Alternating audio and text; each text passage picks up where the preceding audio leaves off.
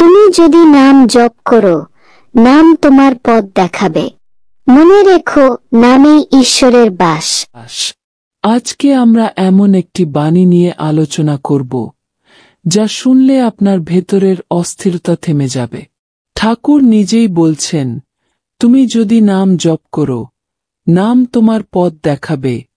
এই কথার মানে বোঝা গেলেই বুঝবেন আপনি এতদিন অন্ধকারে ছিলেন।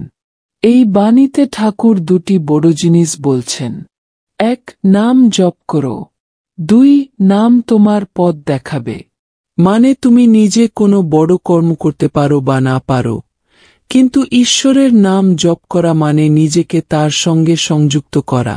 তখন আর সিদ্ধান্ত নিতে তোমার ভয় থাকবে না, কারণ তোমার ভেতরে ঠাকুরের শক্তি কাজ করবে।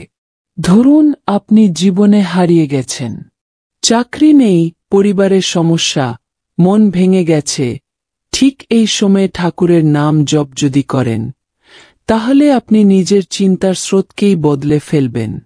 যেমন কেউ যদি সকালে উঠে ২১ বার ঠাকুরের নাম বলে, ঠাকুর ঠাকুর ঠাকুর, শুধু এইটুকুই, তবে দিনটা শান্তিতে কাটে।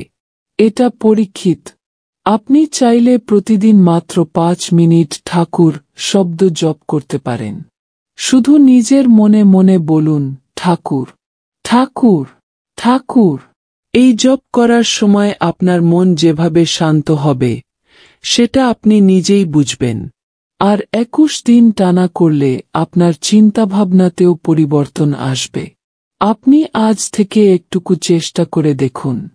রোজ সকালে ঘুম থেকে উঠে ৫ মিনিট ঠাকুরের নাম জপ করুন, আর তারপর নিজের অনুভূতির কথা কমেন্টে লিখে জানান। আপনার যন্ত্রণার মধ্যেও শান্তি খুঁজে পাবেন।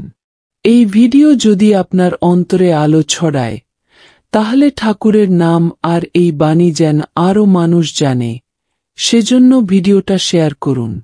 আর যদি চান বাকি বাণীগুলোর ব্যাখ্যা পেতে, তাহলে এখনই সাবস্ক্রাইব করে পাশে থাকুন। রোজ নতুন একটা বাণী নিয়ে ফিরছি।